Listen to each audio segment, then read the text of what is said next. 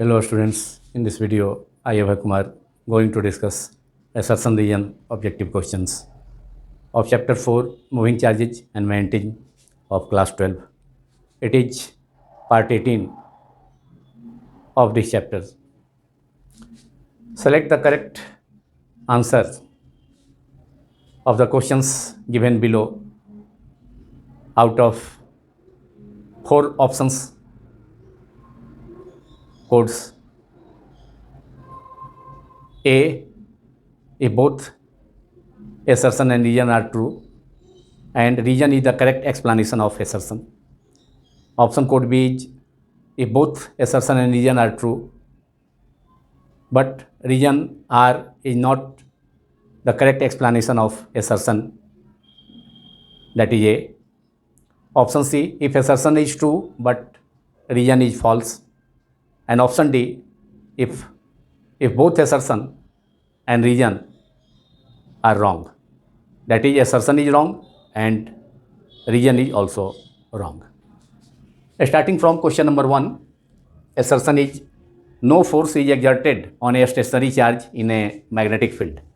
Region, denoted by symbol capital R, is a stationary source does not produce any magnetic field to interact with an external magnetic field. In this question, assertion and region both are true, and region is the correct explanation of assertion. So option code A is correct in this question, because a stationary source, a stationary charge does not produce magnetic field. A stationary charge only produce electric field. कोई भी stationery charge जो स्थिर आवेश होता है वह केवल electric field ही, विद्युत क्षेत्र ही प्रोड्यूस करता है, वह मैग्नेटिक फोर्स प्रोड्यूस नहीं करेगा. Reason is a stationary source does not produce any magnetic field to interact with an external magnetic field. तो जब stationary charge magnetic field produce ही नहीं करेगा तो एक्सटर्नल मैग्नेटिक फील्ड से उसका इंटरेक्शन नहीं होगा. An assertion was no force is exerted on a stationary charge in a magnetic field. So region explains the assertion. So option code A is true. Now question number 2, assertion denoted by the symbol capital A is the energy of a charged particle moving in a uniform magnetic field does not change. Region denoted by symbol R, capital R, is work done by the magnetic field on a charged particle is 0. कोई charge particle magnetic field में, uniform magnetic field में inter करता है तो उस पर force act करता है उसके वेलोसिटी के डायरेक्शन के परपेंडिकुलर, डायरेक्शन ऑफ मोशन के perpendicular.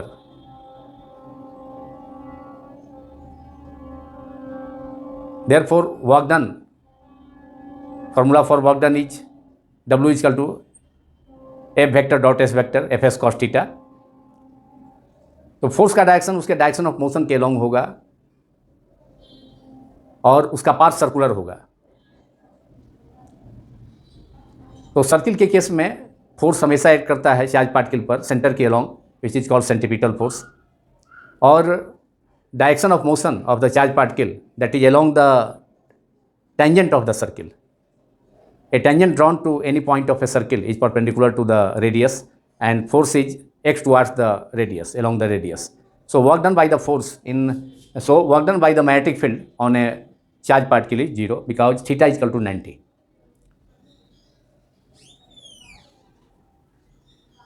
So both assertion and region in this question are true, and region is the correct explanation of assertion, because assertion is the energy of a charged particle moving in a uniform magnetic field does not change. Since work done by the magnetic field on a charged particle is 0, because force is perpendicular to its direction of motion of the charged particle, so work done is 0, so there is no change in work done. ही 0 है तो change in kinetic energy will also 0 according to work energy theorem. So the energy of a charged particle moving in a uniform magnetic field does not change.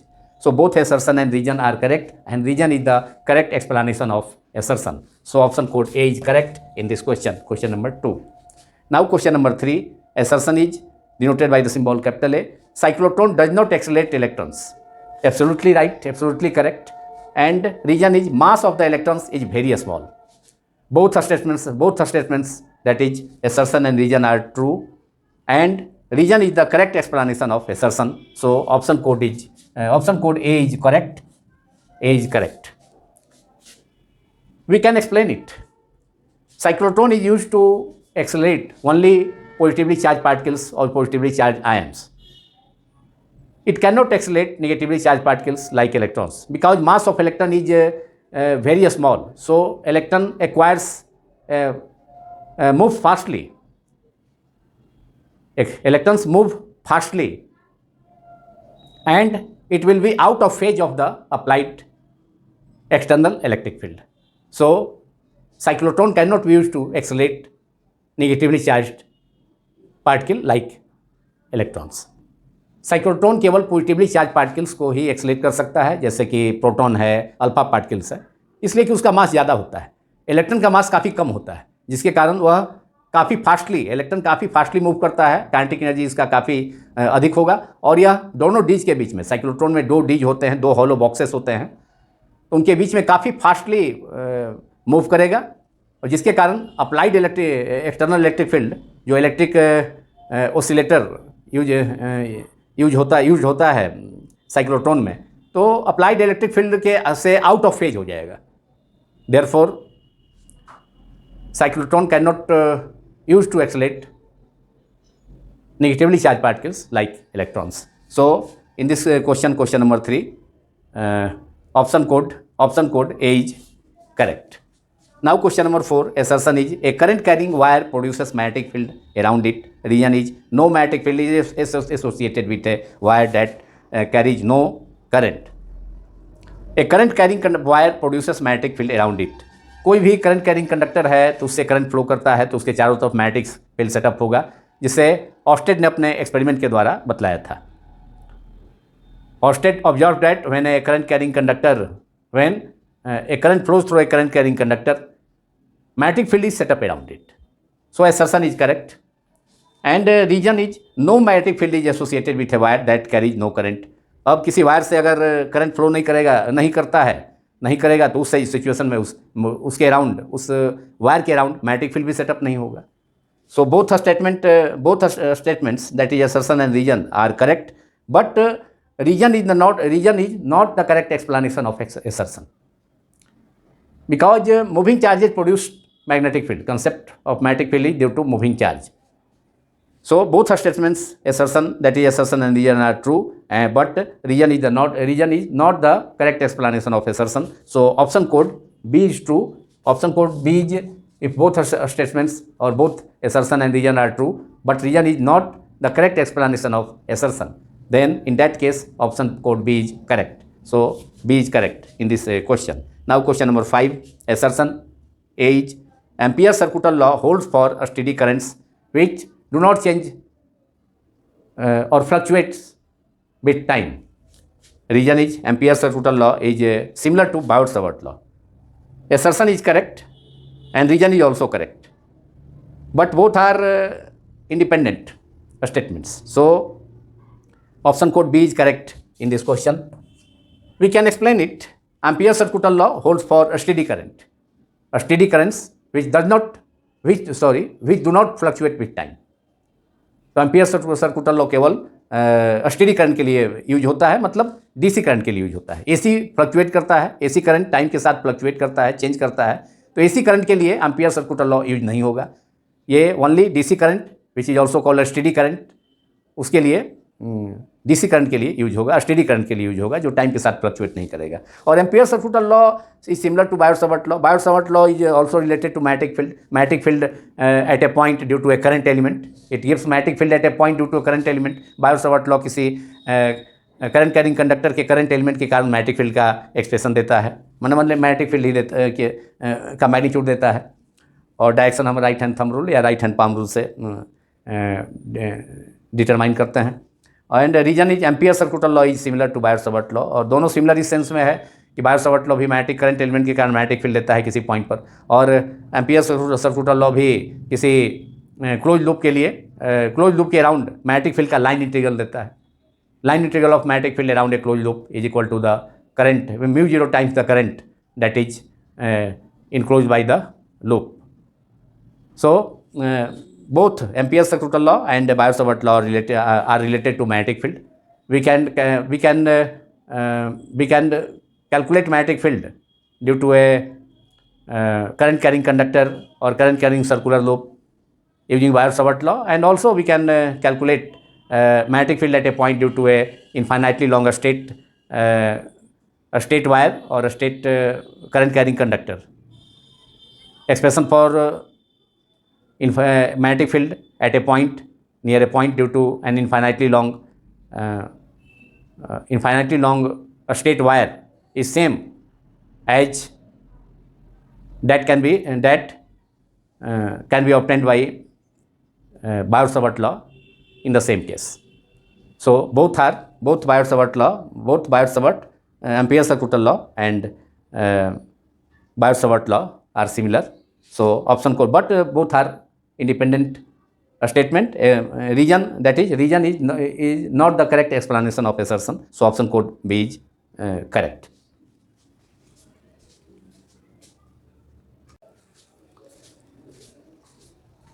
Now question number 6. Assertion A is magnetic field due to a current carrying solenoid is independent of its length L and cross sectional area capital A. Region R is the magnetic field inside the solenoid is uniform.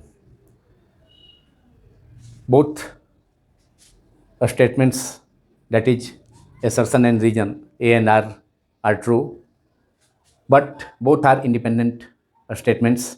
That is region R is not the exact explanation of assertion A. इस question में दोनों assertion और reason सही है, क्योंकि magnetic field due to a current carrying solenoid, किसी current carrying solenoid के कारण, परिनालिका के कारण जो मैग्नेटिक फील्ड होता है वह इंडिपेंडेंट होता है उसके लेंथ पर एंड क्रॉस सेक्शन एरिया पर. तो magnetic field due to a current carrying solenoid is mu naught into n I होता है. B equal to mu naught n I. तो एरिया पर डिपेंड नहीं करता है, करंट पर डिपेंड करता है, number of turns per unit length पर डिपेंड करता है. So statement assertion A is right, and also region, the magnetic field inside the solenoid is uniform. किसी सोलेनॉइड के अंदर, करंट कैरिंग सोलेनॉइड के अंदर किसी भी पॉइंट पर मैग्नेटिक फील्ड यूनिफॉर्म होता है और उसका डायरेक्शन सोलेनॉइड के एक्सिस के अलोंग होता है.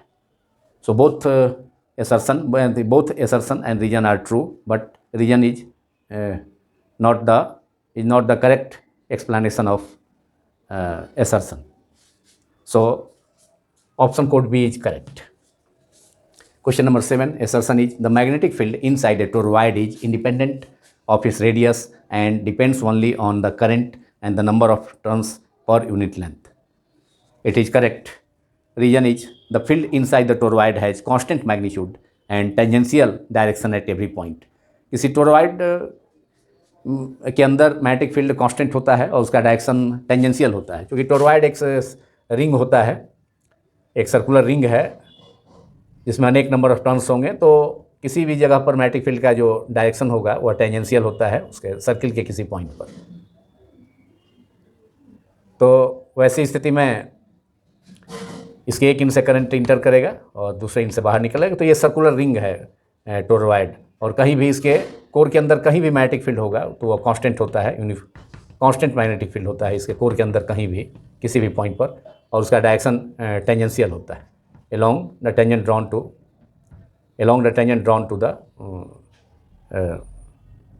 circle, direction of magnetic field.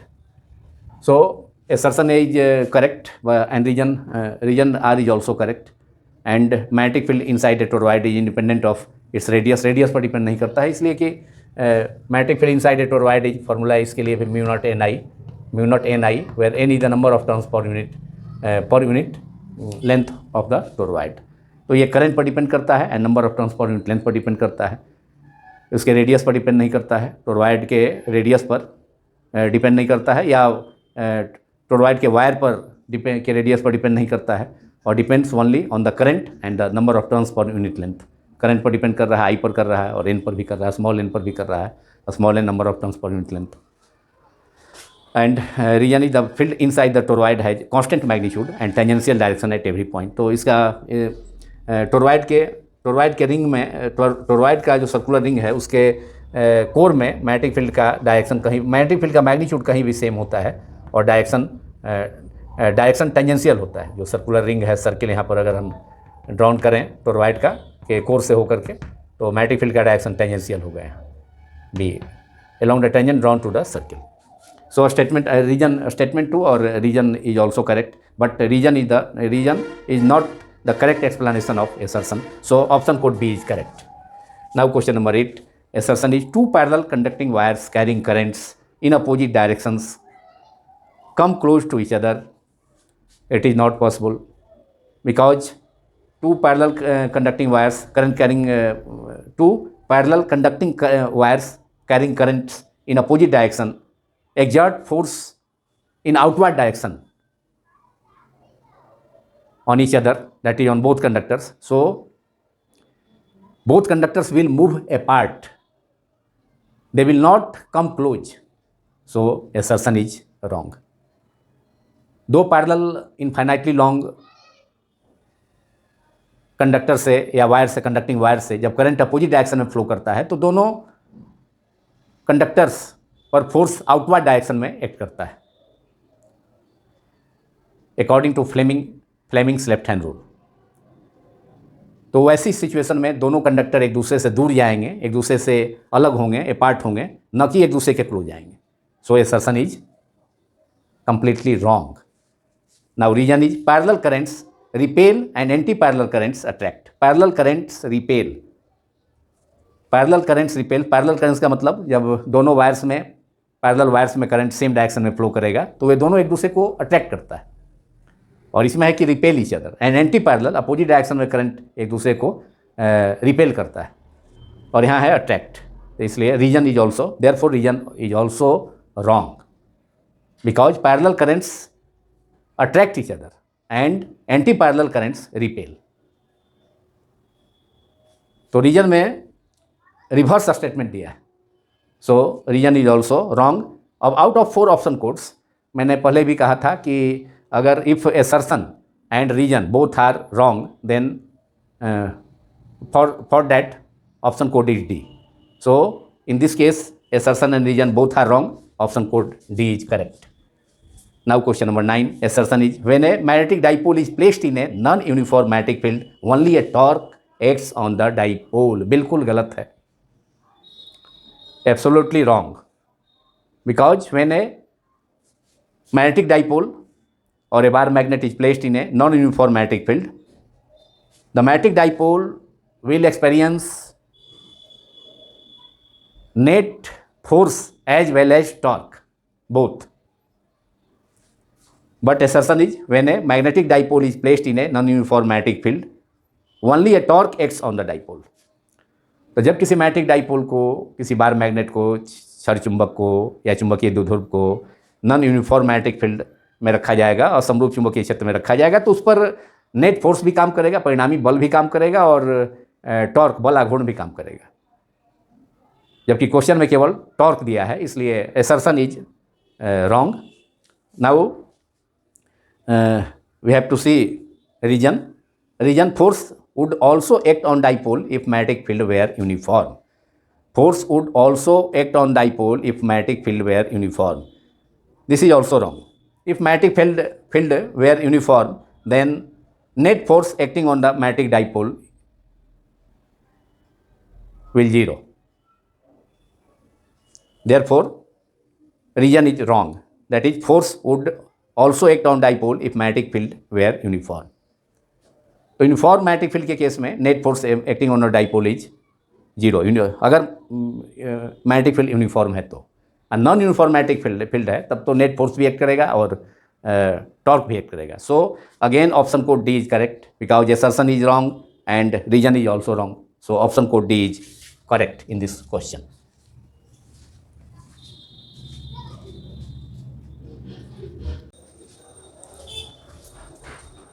Now question number 10, assertion is an ideal ammeter should have zero resistance.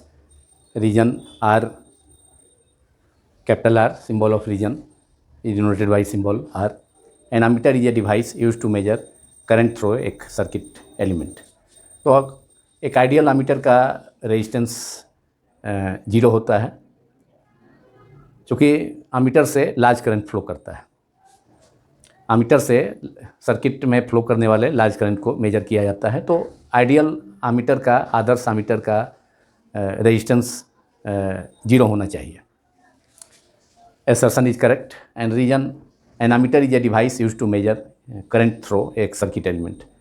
Ammeter एक ऐसा डिवाइस है जिससे सर्किट एलिमेंट में, किसी सर्किट एलिमेंट में करंट को मेजर किया जाता है. तो reason is also correct. Reason भी सही है, assertion भी सही है, लेकिन reason is not the correct explanation of assertion A. So out of 4 option codes A, B, C, D, option code B is correct in this case. Both assertion and reason are true, but reason is not the correct explanation of assertion. Both are independent statements. दोनों statement independent statement है, ammeter से related है, लेकिन reason ammeter का assertion का correct explanation नहीं है. So option code B is correct. Now question number 11, assertion is a voltmeter is placed in parallel with the circuit element across which the voltage to be measured. Assertion is correct because ये voltmeter को किसी circuit element में के cross parallel connect किया जाता है. किसी circuit में वोल्टमीटर को पैरेलल कनेक्शन में ज्वाइन किया जाता है. Across with the voltage to be measured. मान लिया कोई रजिस्टर है, सर्किट एलिमेंट में कोई रजिस्टर है, तो उसके क्रॉस, उसके पैरेलल में कनेक्ट किया जाएगा, जिसके क्रॉस पोटेंशियल डिफरेंस मेजर करना होता है. जिसके क्रॉस पोटेंशियल डिफरेंस विभवांतर मापना होता है, उसके क्रॉस पैरेलल में किसी सर्किट में एलिमेंट में, किसी सर्किट में वोल्टमीटर को कनेक्ट किया जाता है. तो assertion is correct. Reason is given. Due to its high resistance, it draws a very small current and hence the potential difference remains practically unaffected.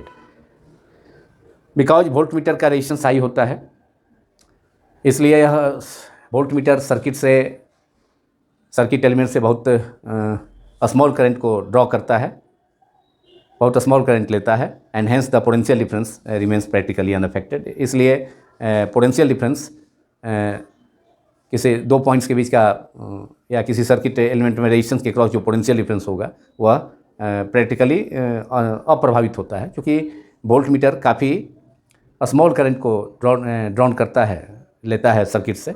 इसलिए दो पॉइंट्स के बीच में, सर्किट एलिमेंट्स के में किसी रेजिस्टेंस के क्रॉस पोटेंशियल डिफरेंस मेजर करना हो दो पॉइंट्स के बीच में, तो उसके बीच का पोटेंशियल डिफरेंस प्रभावित नहीं होता है, क्योंकि वेरी स्मॉल करंट को ये ड्रॉ करता है voltmeter. So both in this question both assertion and reason are correct, and reason is the correct explanation of assertion, because a voltmeter is placed in parallel with the circuit element across which the voltage to be measured, because it draws a very small current and hence the potential difference remains practically unaffected if it is connected in parallel. So option code A is correct. Both a statement and reason are true, and reason is the correct explanation of assertion A. Now question number 12, assertion is galvanometer cannot as such be used as an ammeter to measure the value of the current in a given circuit.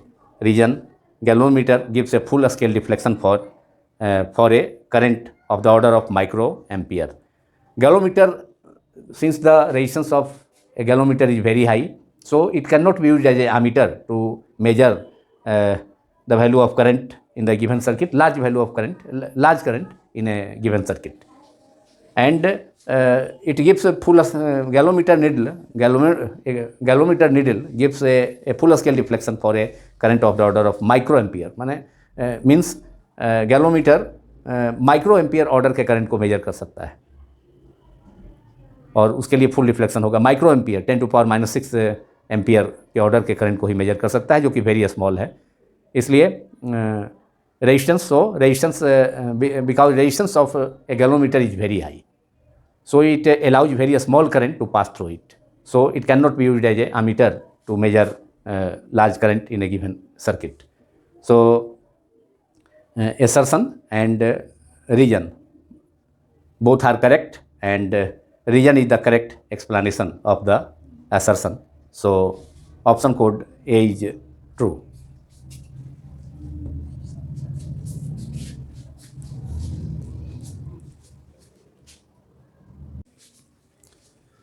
Now question number 13, assertion is increasing the current sensitivity of a galvanometer necessarily increases the voltage sensitivity. Reason, voltage sensitivity is inversely proportional to the current sensitivity.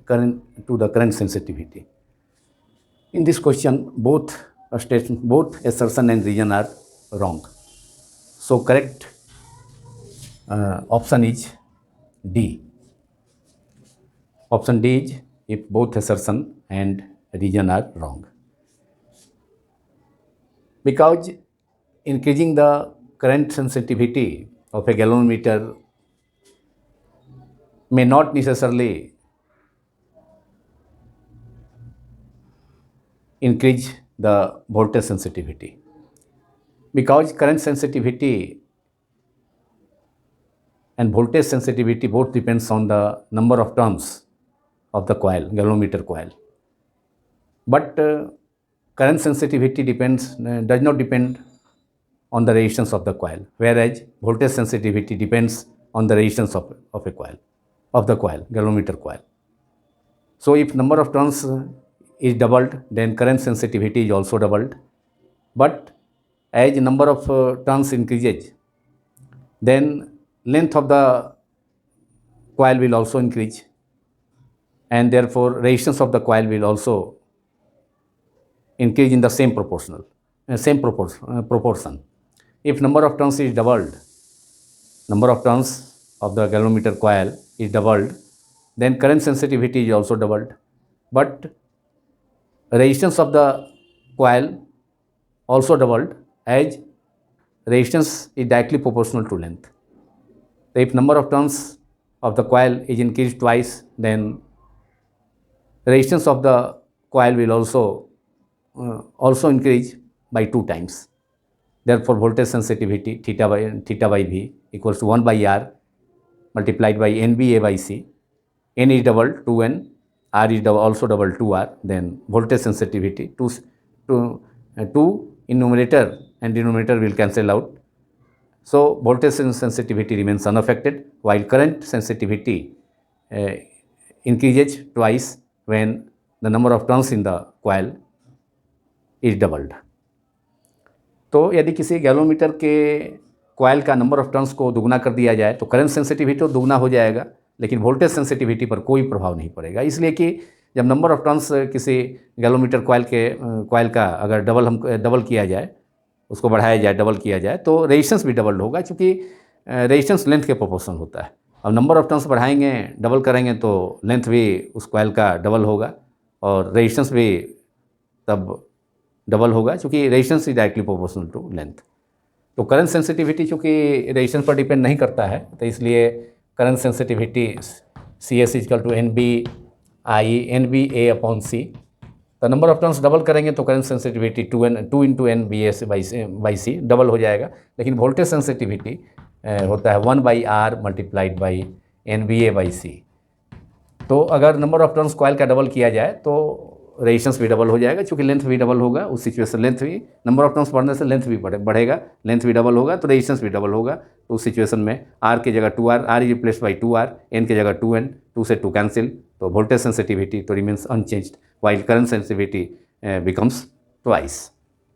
Therefore, it is not necessary, and therefore, by increasing the current sensitivity of a galvanometer, by increasing the number of turns, not necessarily increase the voltage sensitivity. So, assertion is wrong, and reason voltage sensitivity is inversely proportional to the current sensitivity. It is also wrong, because voltage sensitivity we can write from these two equations. CS is equal to current sensitivity which is expressed as theta by I NBA by C, and voltage sensitivity theta by V is equal to 1 by R into NBA by C. Therefore, voltage sensitivity equals to 1 by R, and we can write NBA upon C as current sensitivity. So, voltage sensitivity is 1 by R multiplied by current sensitivity. तो यहाँ पर इस relation से clear है कि voltage sensitivity current sensitivity के directly proportional है. हालांकि although voltage sensitivity is inversely proportional to resistance of the coil, लेकिन VS directly proportional to CS. Voltage sensitivity directly proportional to CS. VS भी numerator में है, CS भी RHS में numerator में है. जबकि रीजन में क्वेश्चन में दिया है कि voltage sensitivity is inversely proportional to current sensitivity. It is absolutely wrong. So both assertion and reason are wrong. So option code D is correct, which is given in the question. Now question number 14, which will be the last question, assertion region question. Assertion is the magnetic lines of force of a straight current carrying conductor are concentric circles with the wire at the center and in a plane perpendicular to the wire. Region R, capital R region को R से denote किया गया है. तो if the current flows upward, the lines of force have anti-clockwise direction, and if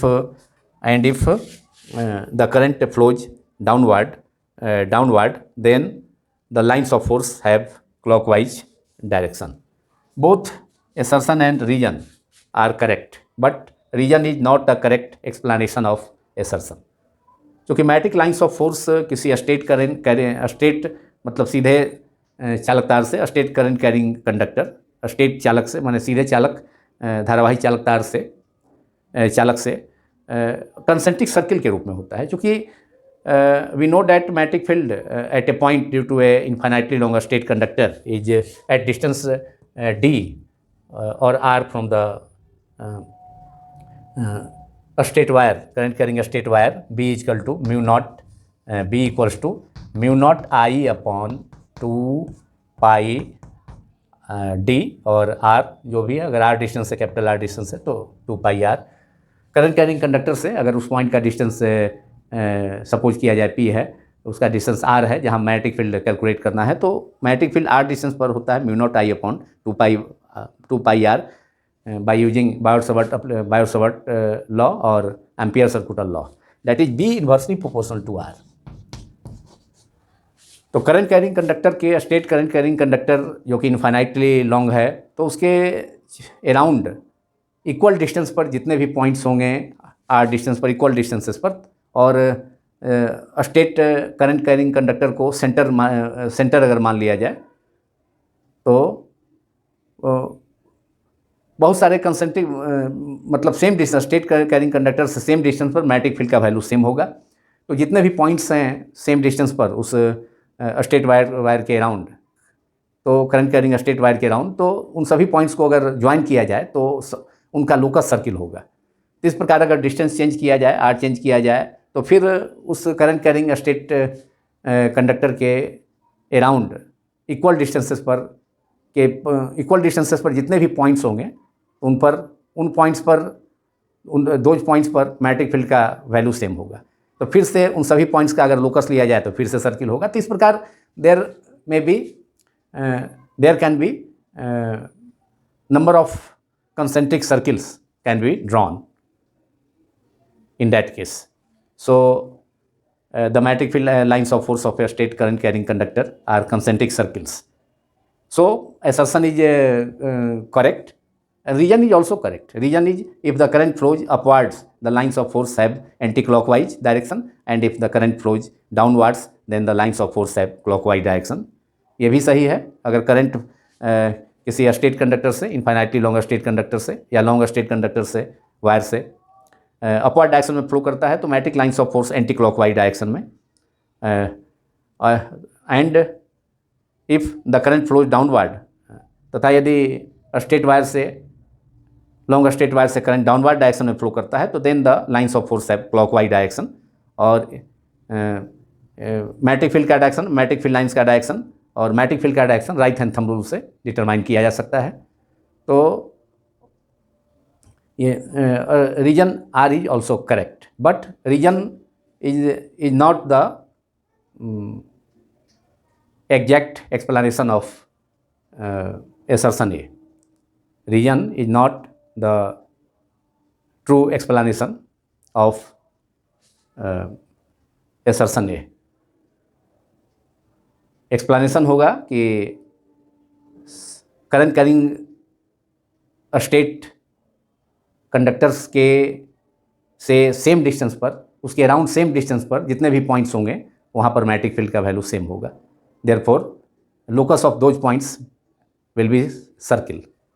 और distance change करके, ऐसे distance current carrying state wire से डिस्टेंस चेंज करके ऐसे बहुत सारे सर्किल, कंसेंट्रिक सर्किल्स ऑब्टेन किए जा सकते हैं.